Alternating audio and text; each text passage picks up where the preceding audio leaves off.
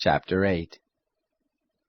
All the commandment which I command you this day shall you observe to do, that you may live, and multiply, and go in and possess the land which the Lord swore to your fathers.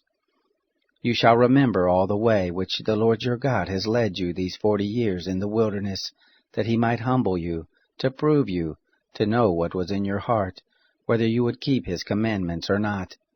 He humbled you, and allowed you to hunger, and fed you with manna which you didn't know, neither did your fathers know,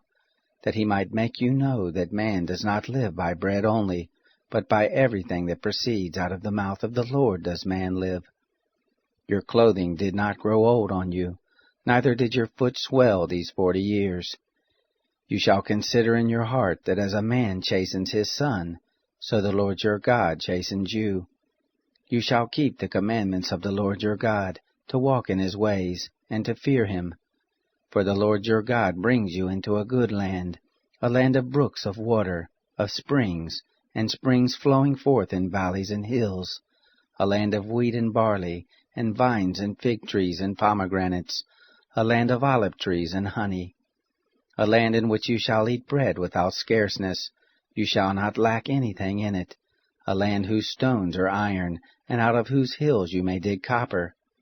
You shall eat and be full, and you shall bless the Lord your God for the good land which he has given you. Beware lest you forget the Lord your God, in not keeping his commandments, and his ordinances, and his statutes, which I command you this day, lest, when you have eaten and are full, and have built good houses and lived in them, and when your herds and your flocks multiply, and your silver and your gold is multiplied, and all that you have is multiplied, then your heart be lifted up, and you forget the Lord your God, who brought you forth out of the land of Egypt, out of the house of bondage, who led you through the great and terrible wilderness, in which there were fiery serpents and scorpions, and thirsty ground where there was no water, who brought you forth water out of the rock of flint, who fed you in the wilderness with manna, which your fathers didn't know, that he might humble you, and that he might prove you, to do you good at your latter end. And lest you say in your heart, My power and the might of my hand has gotten me this wealth.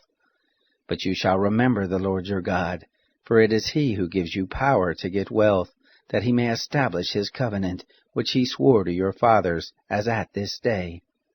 It shall be, if you shall forget the Lord your God, and walk after other gods, and serve them, and worship them,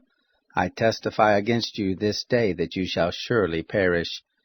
As the nations that the Lord makes to perish before you, so shall you perish, because you wouldn't listen to the voice of the Lord your God.